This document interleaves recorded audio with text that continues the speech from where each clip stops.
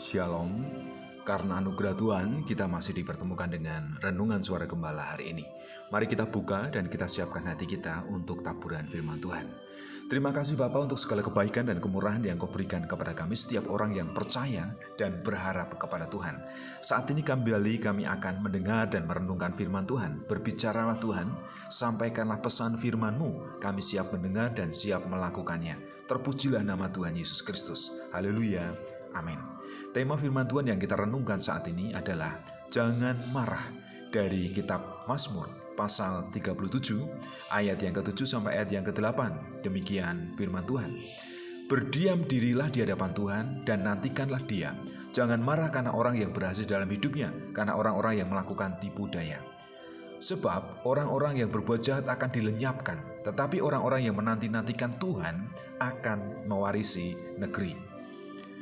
Kuasailah dirimu dan tinggalkan amarah, supaya kamu terhindar dari perbuatan dosa dan hidup tenang dalam anugerah serta berkat Tuhan. Oleh karena itu yang pertama, berdiam dirilah.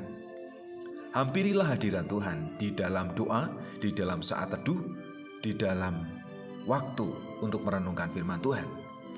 Berdiam dirilah dan renungkanlah semua kebaikan dan kemurahannya yang telah dilimpahkan dalam hidup kita.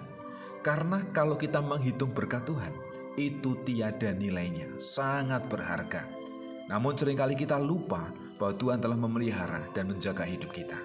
Oleh karena itu, berdiam dirilah di hadapan Tuhan. Kemudian yang kedua, berhentilah marah. Jangan marah secara terus menerus. Jangan dikuasai oleh emosi, oleh kemarahan. Dan juga jangan benci dan iri hati kepada orang lain yang mungkin lebih berhasil dalam hidupnya, tetapi karena perbuatan dosa. Kita harus tetap hidup benar di hadapan Tuhan, berharap kepada Tuhan, dan tidak mengikuti jalan dosa, jalan kehidupan orang-orang yang tidak layak di hadapan Tuhan. Jangan marah dan jangan iri hati kepada mereka yang tidak mengenal Tuhan.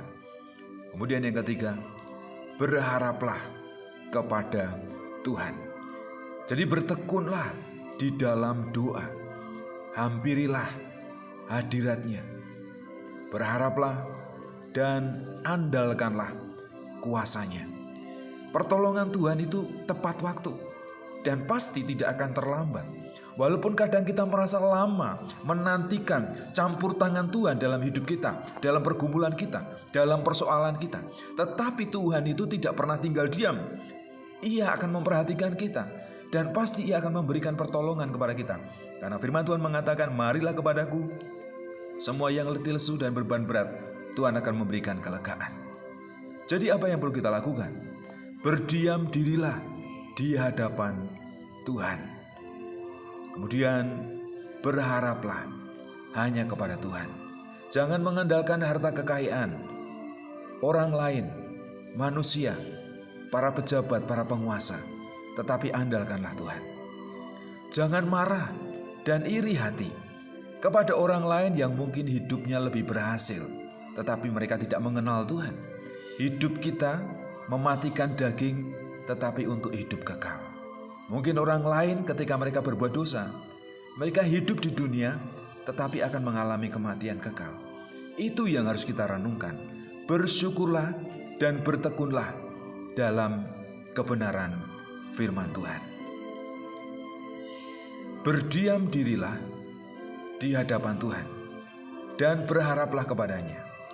Jangan marah dan iri hati kepada orang-orang yang berdosa.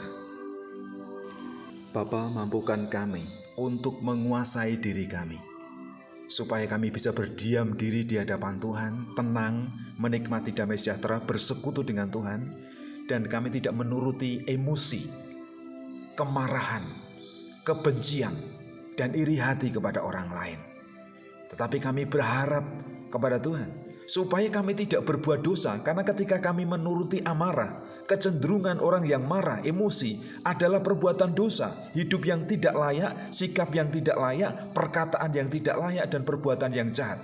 Tetapi ketika kami bisa menguasai diri, berdiam diri di hadapan Allah, berharap kepada Allah, kami disadarkan bahwa kami ini terbatas. Dan Tuhan yang menopang kami, Tuhan yang memampukan kami untuk hidup benar, untuk hidup layak. Sehingga menghadapi persoalan apapun, kami dimampukan dan kami mengalami kemenangan. Kami mengalahkan setiap persoalan, setiap pergumulan dengan pertolongan dari Tuhan. Terima kasih Bapa.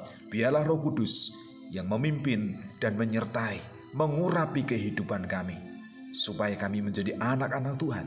Kami menjadi hamba-hamba Tuhan yang hidup layak di hadapan Tuhan dan diberkati oleh Tuhan.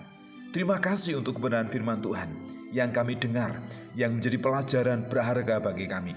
Biarlah itu menerangi perjalanan hidup kami selanjutnya. Kami memerlukan Engkau Tuhan. Kami membutuhkan penyertaan-Mu. Kami membutuhkan perlindungan-Mu dan berkat-berkat-Mu. Di dalam nama Tuhan kami Yesus Kristus. Haleluya. Amin.